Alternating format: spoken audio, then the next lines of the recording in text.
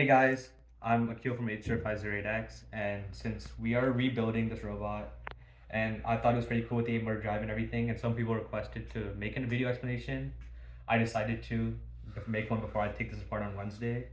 And so basically, obviously the first biggest part about a robot is this 8 motor drive, and this 8 motor drive, let me just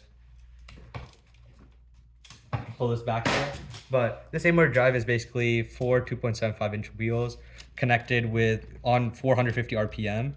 And these 48 tooth gears are beveled and then dyed, and so they can fit in between, they can fit into these 2.75-inch wheels. And that way we can keep everything in 5 holes, which gives us more space in the middle and on the outsides for doing anything else that we wanted. And we've always just kept like this 5-inch wide, 5-hole wide gap throughout the years, just so it like saves space overall. And all of our motors here, 4 of them on the bottom, these don't change. They're not PTO. They're on our chassis at all times. And the other 4 are right over here. One, two, three, 4. And these are both PTO'd using these 2 pistons right here and here. So these 2 pistons here and here are connected with this standoff right over here, and using a U connector that you get from the piston kits over here, and again into a standoff. And they shift these gears using these 2 washers, and these washers, they have enough space so the gear can slightly move around. They don't cause too much friction. They can spin around freely. And these washers, I just got them from Home Depot, and they're just really easy to move around. Bam, oh, just like that. They're really easy to shift around. And we have them beveled on both sides, just so that when we extend them, they slide smoothly into the bottom gear. They slide smoothly into these 24 tooth gears that we also have beveled on the outside. And it goes back smoothly onto these bottom gears, which we don't have beveled because they're the 36 thin ones. So we kind of had to bevel these ones. We forgot to dye these 2 before. We forgot to bevel them before dyeing them. So these are the only 2 parts of red that are found on the robot. And we plan to probably re-dye them or just use different gears in the future on a robot. But it works out. And these 2 PTOs are connected to the rest of the robot using these 2 24 tooth gears right here in the middle.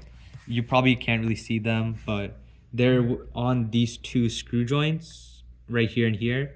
And these 24 tooth gears basically connect both the PTOs, which allow us to have the 4-motor cat, 4-motor intake.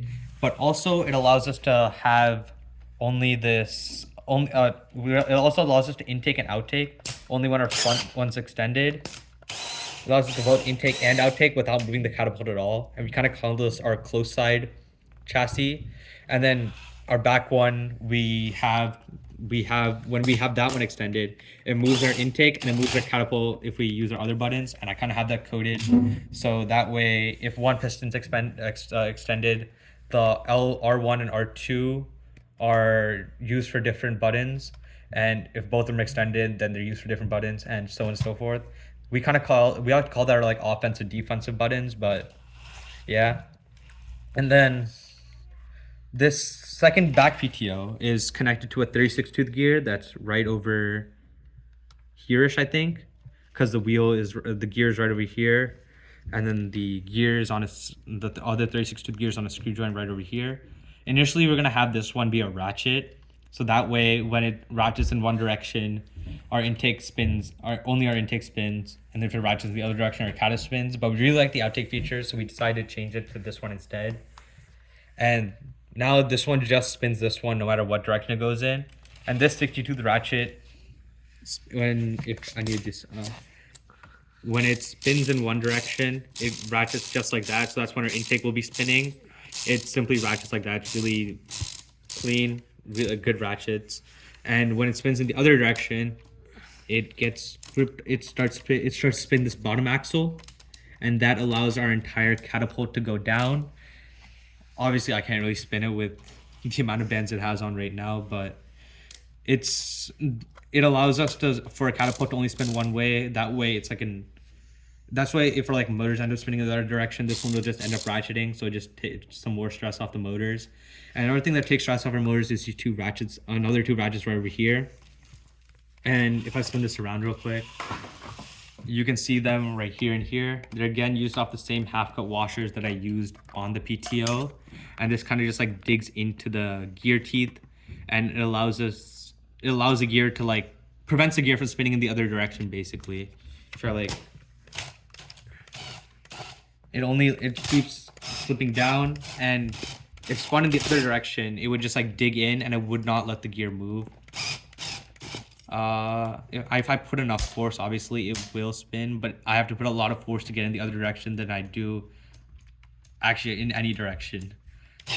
So yeah, and then moving on, if the same gear that's connected onto this 24 tooth gear like I mentioned before, this front one's extended, it connects to this 24 tooth gear that I drilled holes in to connect it to then this sprocket, which I didn't have to drill holes in because it normally comes with holes for them. And this allows both of these to be connected. I would have loved to do the way that Vexex did it, I think, where they use those screw inserts and they connected both of them. But I didn't have any 36 tooth gears left over, nor I don't think I had the space to put them in either. So I ended up having to do this kind of jank thing instead, where they're kind of drilled in with each other. But luckily this didn't break at any point in the competition, no matter how much stress was put on it. And it's connected with this long chain, which is like tension throughout here, and this tensioner down here as well. This isn't the best tensioner. I would want to do one that's above, but this works for now. And this is connected on both sides of both chains, so even if one chain snaps, which thankfully I don't think it did, because if one chain did snap, it would kind of just jam our chassis. But if one chain does snap and you have your chassis protected, the other side can still spin the intake, and that's always nice to have. Tensioning's the same on this side. It's just two 1x1s bended down so that whenever intake is pulled up, the chain is still like tight enough for us to be able to like spin it like this, and the chain not slip too much. Like I said, you can still see it slipping because these tensioners are not the best, but it works out for now. It worked out for this competition enough. We do have these stoppers right here, just simple screws that hit the intake. We should have boxed this. We kind of just forgot it as we had more important issues to deal with at the time. At first, when our cata could actually go all the way down, because we had this like nice simple ramp right here, it was able to send it in far enough. If I just do this right now, it gets in far enough, and when our catapult was able to go all the way down, it was able to intake into the cata as well. But then we didn't really worry about that, re-slipping gears and everything, because one, we didn't have enough time, and two, we we realized eventually it was enough of a priority to even do so. So this thing, we just kind of have the cattle like lowered down to the point where it can't go into here at all. But even if it does, with all that like stuff over there, a bit of shaking around, we just bring it back into the intake. So it wasn't like we didn't have like mesh or anything here. I just like all these wires and stuff just kind of like forced it back down. So that was kind of like a nice passive thing. Luckily the tribal didn't ever produce enough force to actually undo any of these, so I would probably just do a nice simple mesh thing right here just to prevent any of that from happening. But obviously time shortage, this ball was built in 2 weeks. I guess moving on to the wings, just two pistons connected off our drive, connected right over here. Really nice and simple. They're kind of wide, and they added a lot of space that we did not need to have. They had like 3 holes on each side, which made our bot about 33 holes wide, and a lot wider than we ever needed to have it.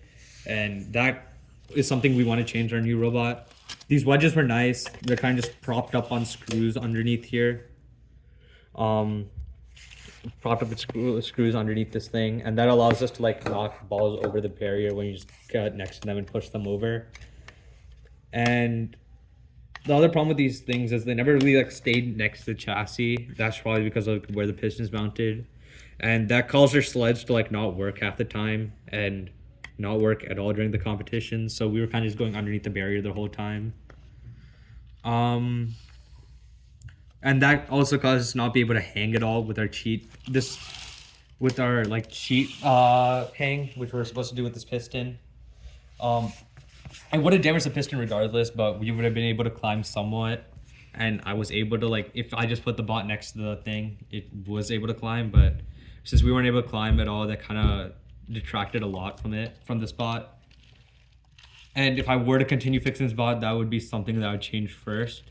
I would not recommend putting these on the sleds if you have your sleds built like this. I'm probably going to attach them straight to the chassis next time. But anyways, moving on to the stick now.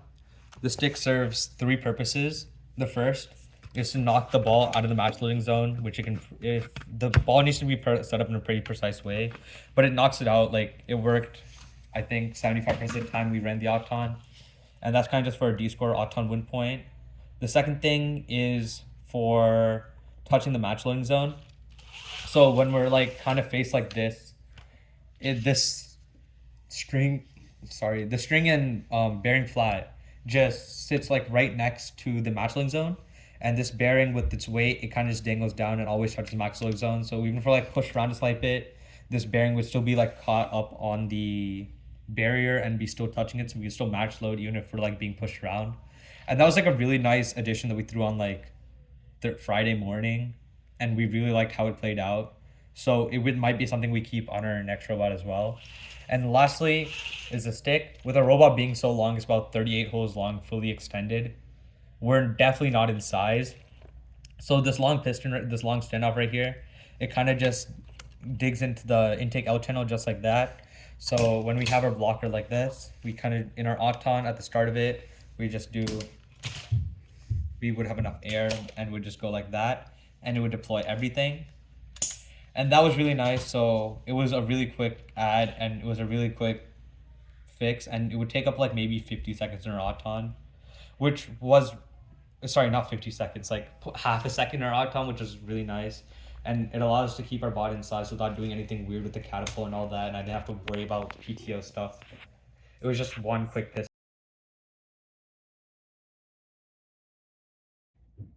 Okay, now I guess we can move on to the biggest part of a robot. I should probably refill the air for this a bit.